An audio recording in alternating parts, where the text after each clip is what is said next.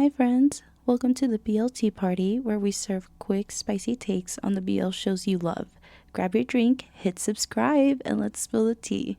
If this is your first time here, my name is Mo, and I am your host for all things BL. If you watched my first video, you know I'm on a mission to watch all of the BLs that were announced for GMMTV's 2025 lineup.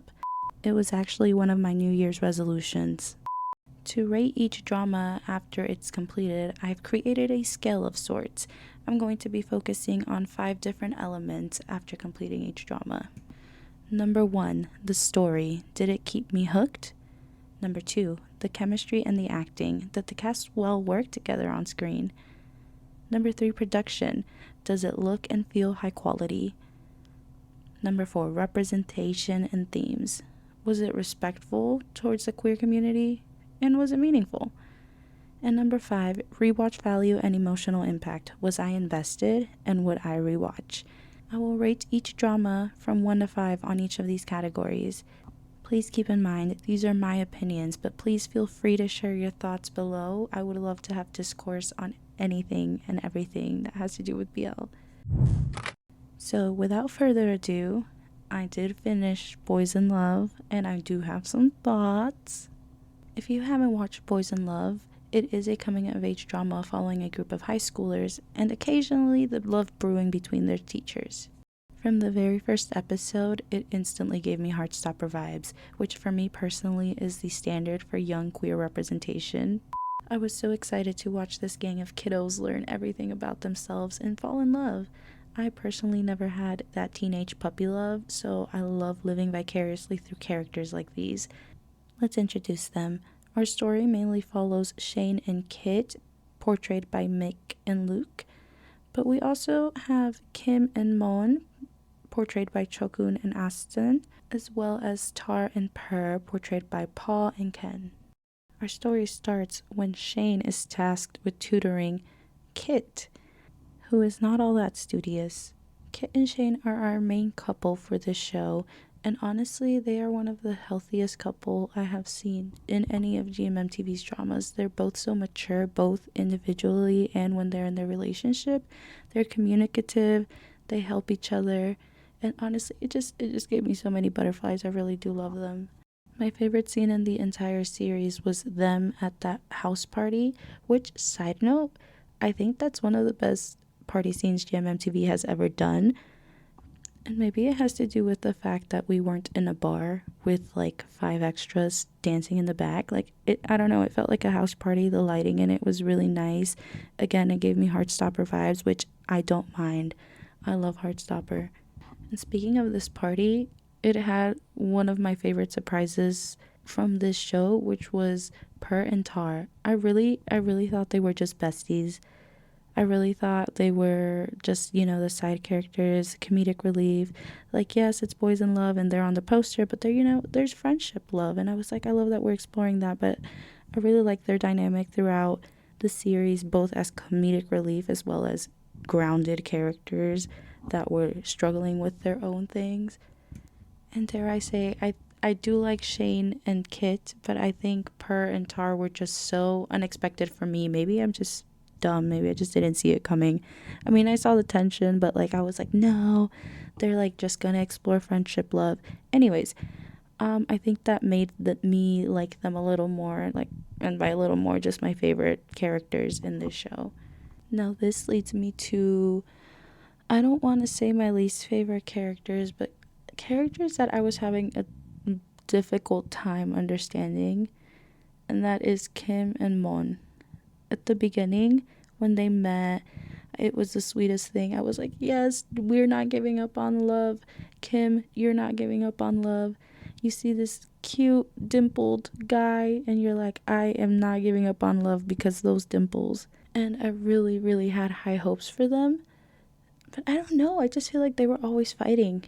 Which, yes, give me content, but it got to a point where I'm like, okay, we're almost fighting every episode, and yes, it gets resolved every episode, but it started feeling repetitive. I was like, okay, we like each other, and then we fight, and then we resolve it, which I guess, it's life. But for the story, I was like, okay, give me more. It's okay though. Shout out to Aston though, because he is a little marketing genius. He promoted the hell out of this drama, and I think he did more for it than GMMTV did. Now on to the teachers. I'm not gonna lie, I was a little disappointed. I was very excited for them at the beginning, and they had a really strong start. Like I was feeling the enemies to lovers, and I don't know, it just kind of ended in a meh, you know. Like if I had to rank all of my favorite pairings, I think it'd be Per and Tar, not Mick, I'm sorry, Shane and Kit, and I think Kim and Mon and the teachers are kind of the same for me. With that out of the way, let's start getting into these ratings. For the story, it was an average story overall. It captures the ups and downs of being a teenager, falling in love, balancing school, relationships, and just overall figuring yourself out. It's a coming of age story. I think we've seen this kind of story often, especially in heterosexual relationships, so I'm glad we have it because it is important to tell these stories from a queer perspective. But overall, it was just an average story, so for that, I'm going to give it a 3 out of 5. For chemistry and acting, I'm giving them a 4 out of 5.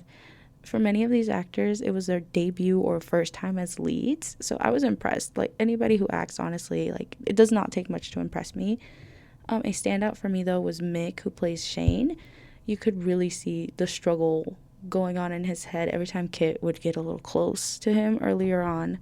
Side note, I always think about how when Mito Win was first starting out as an actor, he would say he looks like Kai from EXO.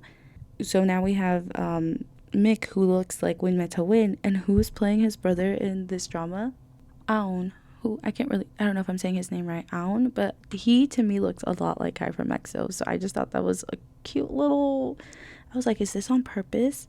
Like, because Win Mito Win said he looks like Kai, and then Mick actually really looks like Win Mito Win, and now you have Aon playing his brother, and who actually looks like Kai. I'm sorry, I don't know if that made sense, but for production, I'm giving them a 4 out of 5. GMMTV over the years has truly leveled up on their production quality. The cinematography for this was beautiful. Again, that house party scene was gorgeous, gorgeous. The vibrant colors at the school, I really loved them. Again, it was giving Heartstopper. Also, I'm not sure if this is the first time I've seen a Thai BL where they're not wearing school uniforms. I'm not sure how common that is in Thai schools for them to not wear uniforms. I'm used to everybody wearing uniforms all the time. But it was a cool visual choice if it was a choice. I don't know if it's starting to become common to not have uniforms. But yeah, for the production, 4 out of 5. And I think this might be 4 out of 5 for the rest of the dramas as they come out. And the only time I will ever give GMMTV a 5 out of 5 is if they ever figure out how to properly mix their audio. I'm not an audio engineer. I can barely figure out how to do this, but I don't know. Their audio always seems a little wonky to me, and it's been that way forever, so like I don't mind it, but if they ever figure that out, it's going to be a 5 out of 5. For representation and themes, I'm going to give them a 5 out of 5. Aside from them being teenagers who are falling in love, I really did enjoy the contrast between Shane and Kit's family life. Like, Shane's family is a little broken, but it's being held together by their sibling love, and Kit's family is seemingly perfect. As far as representation, although I said the story was, just an average story, which it is always important to continue to tell these stories because queer love is normal. I don't know if you all know that. It is normal. So we do need to continue to have these stories and normalize it in the media. Finally, we have rewatch value and emotional impact. Did I enjoy it? Yes, I did for the most part. Will I rewatch it? Maybe. I'm not a big rewatcher, but I can definitely see myself watching this specifically on a snowy day. It doesn't really snow where I live, so it would be a rare rewatch, but like if I ever caught myself out in the snow, I'd be like, let me go inside and watch Boys in Love with a hot chocolate. Like, it would give me the cozy feels, the butterflies. It would warm my heart up. So in total, the final score comes out to be 3.8 out of 5 for Boys in Love, a strong start for GMMTV's 2025 releases. I'm really glad that I got to watch this as it was releasing.